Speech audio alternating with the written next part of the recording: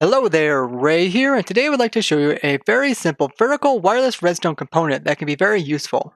So on the ProtoTech server, I was up in the air and I wanted to be able to turn something on and off that was quite a bit further down below me. And I came up with a system that is really simple, and this is like a way to have wireless redstone that is vertical. So what I have here is just a block that will come over and block the sky axis to this daylight sensor, which is set to night mode.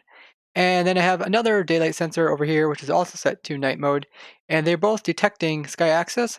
And as soon as I put a block over them, I'm able to have this one change its power state. So if we look at this one, this has a power level of 1, where this one over here has a power level of 0. And I have a comparator here that is comparing the signal. So this is the main comparator, and he is checking to see if the signal to the right of him is stronger than what he is. If it's not, then he won't be able to overcome his strength, and therefore power from this power 1 level daylight sensor will be able to go right through this comparator and power this line over here. Now this is a really easy way that came up to be able to have a wireless redstone component be turned on and off from up above. And here you can see the pistons are turning on right now, and then if I flick this lever, they will turn off. So most of the time you don't use a daylight sensor to do very specific timings with like a clock in survival, because you get the thunderstorms as well as the rainstorms, which can affect the signal strength that comes out of a daylight sensor. So, but for this case here, we have two daylight sensors, so we can easily detect if there is a rainstorm. We can always compare it to this one. So this one here is just checking up above him and say, hey, if there's a block above me, then I'll put off a different signal strength than this one over here, which will always be our control group, and we'll be able to see that it is a thunderstorm, and this one will be able to see that it's a thunderstorm, that it's just been slightly changed because there's a block above it. So here you can see even at nighttime this works. So if I place a block over top of them, it will turn on, and if I remove the block, they will shut off.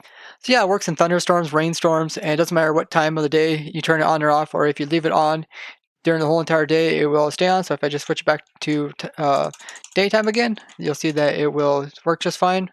The daylight sensors update in the appropriate order, and this way it can be able to stay on. So when I first was trying to figure out a way to have a wireless redstone signal go downwards from above, I thought of the Y-Bud, which is this here. This is first probably shown by TrackMania, and this is a modified version by Goose. But here you can see when I flick this lever, it'll turn that redstone lamp on and off. And the way that this one works is that it's pretty much that block is coming over here, updating this column of light, which is going down here, and allows us to update this glowstone here, which is being budded. So when this redstone lamp turns on, it allows daylight to go through it, just like as if it was like a leaf block. So pretty much daylight's going through this when the redstone lamp is on. It's going over here and updating this daylight sensor as well as this glowstone block. And this glowstone block is updating this daylight sensor as well. And then as soon as the redstone block turns off, it becomes like a solid block just like that. And then no light can come into here. So currently this glowstone block will be budded because of the light that came in, and it never got updated saying that the light changed. So as soon as you place a block above it, it will update it, and this is detected by the daylight sensor as well as this redstone dust and this comparator down here. So to use this, you don't need to have any of this stuff here. You just need to take the output from here, just put a repeater there, and this will be your output. And when you flick this lever, this will turn that repeater on, and then when you flick it again, this will shut it off. So this is a really easy way to make a wireless redstone signal from above. Because both these daylight sensors need to have sky access, you gotta make sure that they are not being blocked by any blocks above them.